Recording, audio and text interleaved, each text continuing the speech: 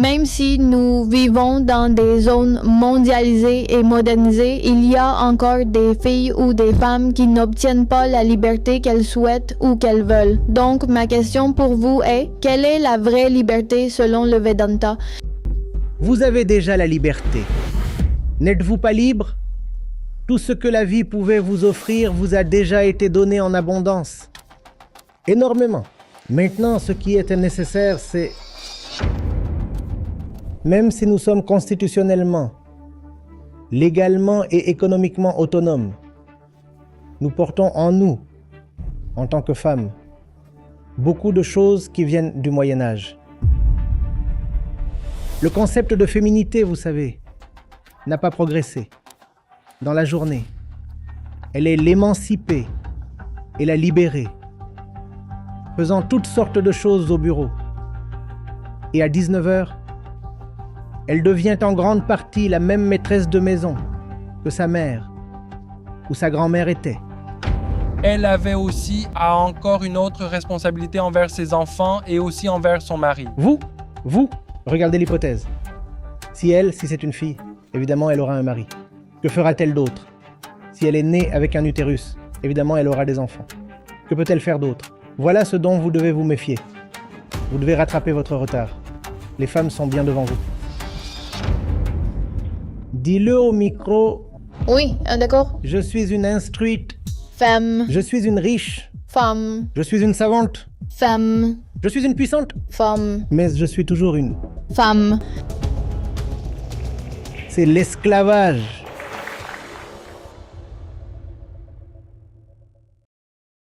Bonjour monsieur, je suis Vaishnavi, étudiante en sécurité informatique de premier cycle.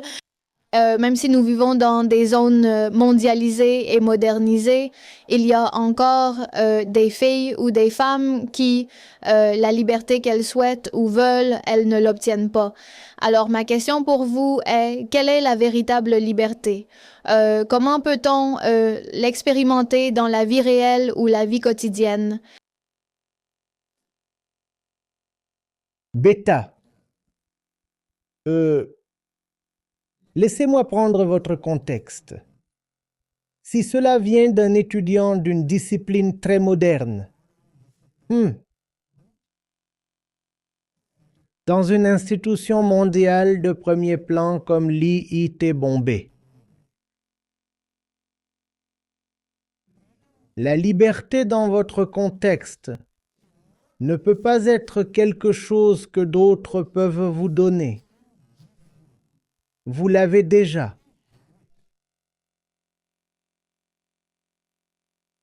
La question n'est pas combien de liberté les autres sont prêts à me donner.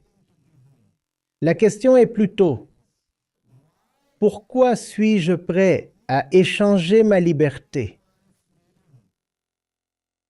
pour des choses futiles? Vous avez déjà la liberté. N'êtes-vous pas libre? Vous l'êtes. Vous l'êtes.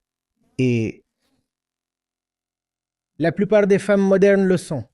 Oui, en Inde, nous avons encore des millions de femmes qui sont pratiquement très confinées, très enchaînées. Mais le problème de la liberté, de privation, ne vient pas seulement de femmes qui sont peu éduquées et confinées chez elles. Cela vient aussi de personnes très bien éduquées. Et les femmes à haut revenu dans les grandes villes, ils disent aussi, mais la société ne nous donne pas de liberté. Tout ce que la vie pourrait vous offrir a déjà été beaucoup donné. Beaucoup. Vous vivez dans un pays qui possède une perle de constitution. Vous avez des dispositions constitutionnelles. Vous avez des protections légales. Vous avez maintenant toutes sortes de lois. En fait, beaucoup d'hommes se plaignent que les lois ont commencé à être un peu trop biaisées en faveur des femmes. Maintenant, vous êtes instruits. Lorsque vous gagnerez vous vous retrouverez immédiatement parmi le top 1% de la population indienne. Par revenu. Et puis cela devient assez étrange. Quand la dame dit « Mais je ne suis toujours pas libre », comment n'êtes-vous toujours pas libre? Maintenant, la liberté n'a pas à voir avec la société. Maintenant, la liberté a beaucoup plus à voir avec le conditionnement de la personne. Ce qui est nécessaire maintenant, c'est la liberté intérieure par rapport au concept même de genre. Laisse-moi expliquer. Donc, je suis une instruite Femme. femme. Termine ça pour moi. Je suis une riche Femme. femme, dis-le au micro. Je suis une instruite Femme. femme. Je suis une riche. Femme. Je suis une connaisseuse. Femme. Je suis une empoderada. Femme. Mais je suis toujours une... Femme. C'est la servitude.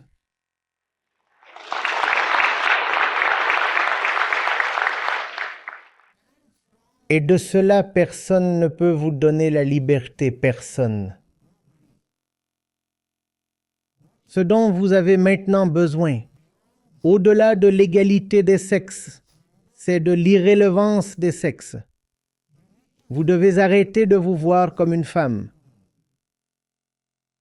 Parce que comme la jolie française existentialiste, Simone de Beauvoir a dit, ouais, vous savez, la fille est née et la femme est... Faites pas né, la fille naît, mais la femme se fait. Donc, si vous êtes encore une femme, vous êtes encore quelque chose fait par. Société. C'est la contrainte. C'est la contrainte. Donc je suis éclairé, je suis autonome. Éclairé dans le sens occidental, pas dans le sens indien.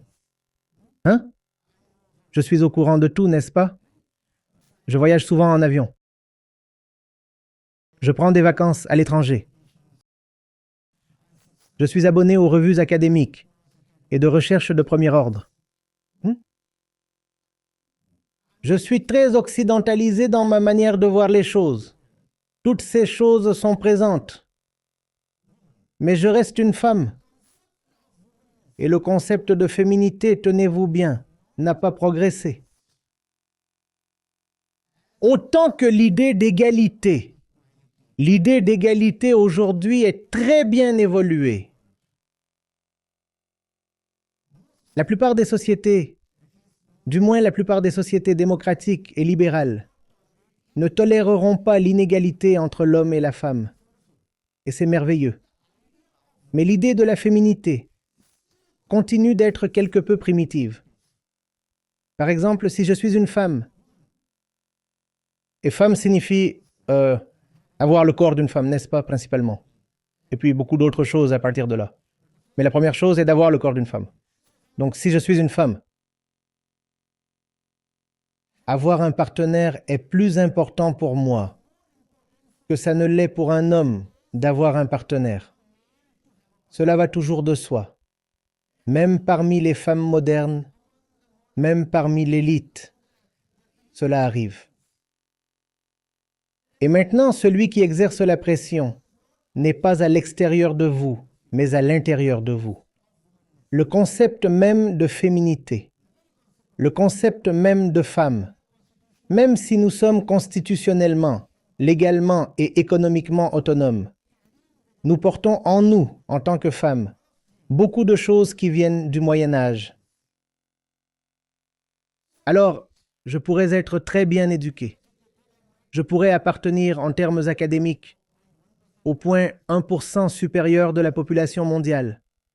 Mais beaucoup de choses, beaucoup de croyances que je porte sont encore très similaires à celles portées par ma grand-mère. Comprenez-vous cela? Par exemple, je dois devenir mère. La maternité est très importante.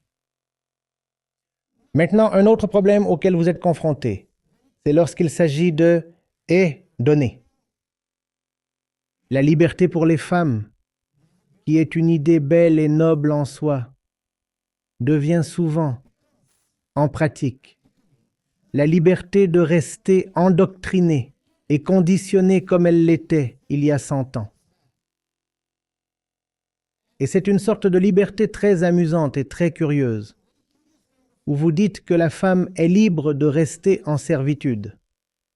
Et donc, vous trouvez beaucoup de soi-disant femmes libérées qui commencent maintenant à dire « Mais si je suis libre, ne suis-je pas libre de ne pas gagner d'argent ?» La liberté implique le droit de rester à la maison et d'avoir des enfants. Je comprends. Cela aussi peut être la liberté. Mais madame, lorsque vous déclarez cela, venez-vous d'un point de vue de liberté? Ou venez-vous de votre grand-mère qui est toujours en vous? Êtes-vous encore libre de votre grand-mère? Voilà maintenant la liberté dont nous avons besoin aujourd'hui. Sinon, au nom de la liberté, nous continuerons à porter nos moi médiévaux, nos croyances très, très anciennes. Comprenez-vous cela? Hein? Ne le prenez pas personnellement, mais s'il vous plaît, dites-moi. Pas en tant que femme, mais simplement en tant qu'êtres humains, en tant que personnes. Notre façon de nous habiller, la façon dont nous portons notre corps, la manière dont nous coiffons nos cheveux, la façon dont nous appliquons des cosmétiques. Cela vient-il vraiment d'une conscience émancipée? Ou cela vient-il du modèle traditionnel de la femme attirante? Et si la femme essaie vraiment d'être attirante, je suppose que si elle essaie vraiment d'être attirante, attirante envers qui? Il fut un temps où elle devait être attirante pour des raisons financières, rien d'autre, pour des raisons de sécurité physique. Si elle est attirante, alors elle serait prise en charge, soutenue, acceptée par un homme puissant, et cela lui accorderait des accès financiers et toutes sortes de sécurité. Mais maintenant, elle n'a plus besoin de l'homme de cette manière, n'est-ce pas? Mais elle porte toujours les anciennes croyances, les anciennes habitudes, l'ancienne personnalité. C'est la liberté dont la femme autonome d'aujourd'hui a besoin. La liberté vis-à-vis de la féminité elle-même. Elle doit se voir non pas comme un corps féminin, mais comme une conscience humaine. C'est la liberté nécessaire. Je suis dans le corps d'une femme, c'est bien. Le corps est celui d'une femme. Et on n'a pas son mot à dire là-dessus. On est homme, on est femme, et c'est très bien. C'est ce que fait Prakriti. 50-50. Ça va, le corps est celui d'une femme, mais je ne m'identifie pas à mon corps. Qui suis-je? Je suis la conscience humaine elle-même, cherchant à atteindre son potentiel maximum.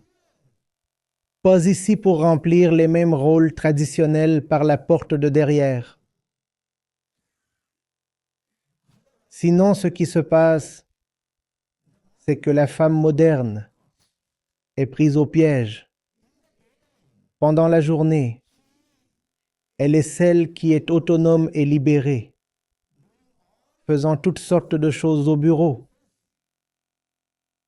Elle fait carrière, hein? Elle accomplit beaucoup en tant que professionnelle. C'est ce qu'elle fait pendant la journée. Et puis elle revient.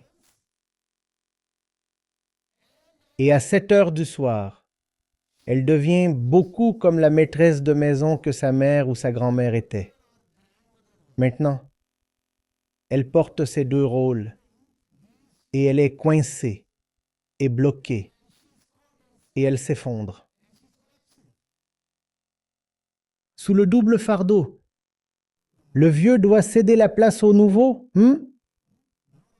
Non seulement vous devez abandonner les anciennes sortes de limites, mais vous devez également vous rappeler que l'identité de la femme elle-même est la plus grande limite.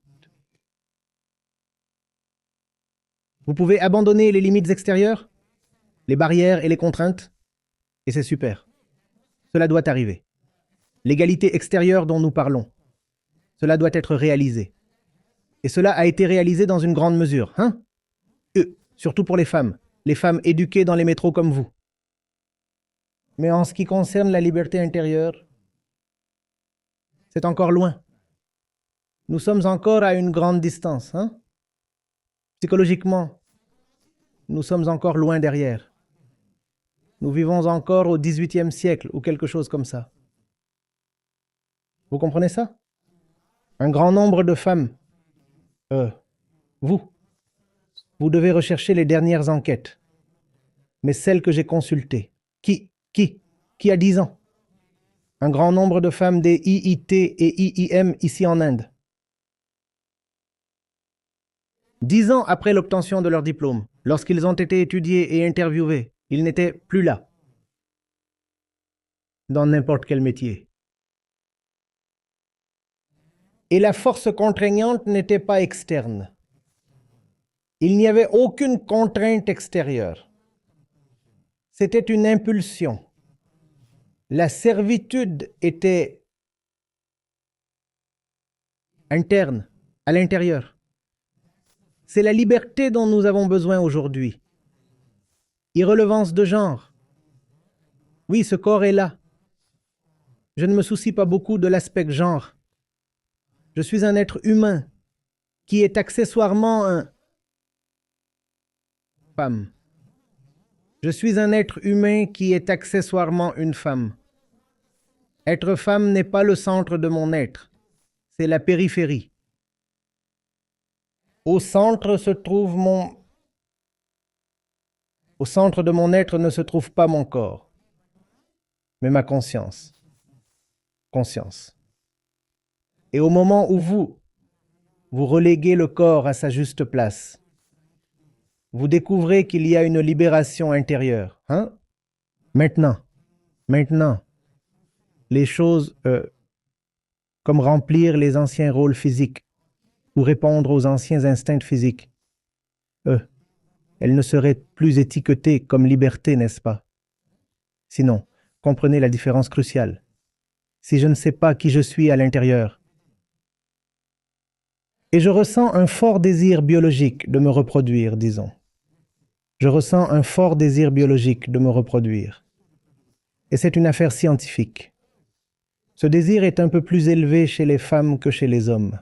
C'est ce que Mère Nature a assuré pour le bien de la continuité biologique. Donc, si je ressens, en tant que femme, un désir de me reproduire, et si la liberté signifie faire ce que vous voulez,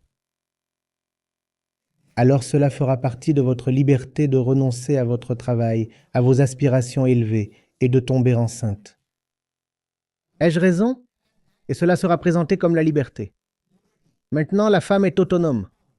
Maintenant, la femme est libre de choisir. Alors elle a décidé de suivre ses instincts maternels. Hein? C'est quand vous gardez votre corps au centre de votre liberté. Vous dites, quoi que le corps dise, je suivrai. Et cela, je l'appellerai ma liberté. Alors que ce que je suggère est un peu différent. Le corps pourrait dire quelque chose, mais suis-je obligé de suivre le corps? Suis-je? Suis-je? C'est la liberté de la féminité elle-même.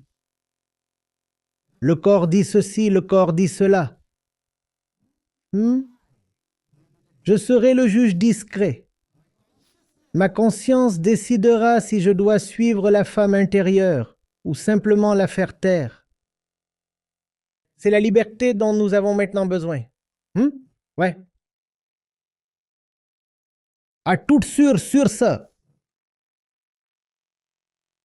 En fait, j'ai encore une question sur ce que vous venez de dire. Je ne veux pas contredire vos points, car je les accepte tous. Mais comme vous l'avez dit, une femme, elle devrait toujours écouter sa voix intérieure. C'est la conscience. Alors, si par exemple, une femme doit faire un travail, elle est issue des IIT et IIM, et en plus de cela, elle a aussi une autre responsabilité qui est envers ses enfants et aussi son mari. Non, non, vous allez trop vite. Vous supposez que, tout d'abord, elle doit avoir un mari et que la nature de la relation implique qu'ils doivent avoir des enfants. Vous supposez tout simplement trop de choses. Vous prenez vos croyances pour des vérités inviolables. Aucune croyance n'est inviolable. Vous voyez, c'est le stéréotype de genre qu'il porte. Il dit que même si la femme travaille, il y aurait un mari, ce grand bébé à s'occuper. Et même si elle travaille, il y aurait 2 ou 3 autres petits bébés à prendre en charge. Maintenant, c'est de cela que vous devez vous libérer, car cette voix n'est pas à côté de vous, mais à l'intérieur de vous, et c'est cela que vous devez expulser. Arrache-le! Avez-vous compris cela? Vous avez examiné l'hypothèse. Si c'est une fille, évidemment, elle aura un mari. Que fera-t-elle d'autre? Si elle est née avec un utérus, évidemment, elle aura des enfants. Que peut-elle faire d'autre? Voilà ce dont vous devez vous méfier. Hein? Vous devez rattraper votre retard. Les femmes sont bien devant vous.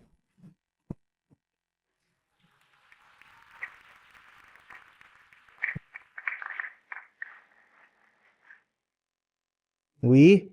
J'ai compris que je devais me libérer de la grand-mère qui est dans ma tête, de ce vieux conditionnement. D'accord? Mais ensuite, vous insistez sur ce contrat, sur ce concept que je ne devrais pas me considérer comme une femme. Je veux dire que quel est le problème à me considérer comme une femme? Même quand je me libère de cette grand-mère, cette vieille condition dans ma tête, alors aussi, j'ai une conscience et j'ai un corps de femme. Donc, à ce moment-là aussi, parce que, voyez, Vous avez un corps de femme. Oui, Vous n'êtes pas un corps de femme. C'est ce que vous devez comprendre. De plus, si la grand-mère est partie, souvenez-vous que c'est la grand-mère qui vous a donné le corps. Donc le corps part aussi avec la grand-mère. Que recevez-vous d'autre de la grand-mère? Le corps. Si l'arrière-grand-mère est sortie, la femme aussi est sortie parce que c'est le corps de la femme qui vient de la grand-mère. Et c'est bien d'avoir le corps d'une femme, mais ce n'est pas bien. Dire que je suis une femme avant d'être une personne consciente, c'est une question de hiérarchie. Ce n'est pas une question de choisir l'un ou l'autre, c'est une hiérarchie. Comme il dit, croyances. Donc, c'était rempli de croyances. Et quand j'ai commencé à participer à des sessions en direct, ça a été comme une par une. Tout ce que je considérais comme absolu ou vrai a été ébranlé. Et j'étais juste... Je devais les interroger et je devais donner un sens à ce qui se passe dans ce monde et ce qui se passe en moi, à l'intérieur de moi. Et YouTube était génial. YouTube était un excellent, vous savez, point de départ. Mais les sessions de Gita, comme vous savez, se connecter avec des sessions en direct était comme une plongée plus profonde en soi. J'ai appris à mieux me connaître seulement après m'être connecté à Gita. Donc, j'invite tout le monde à venir et à rejoindre cette opportunité unique dans une vie.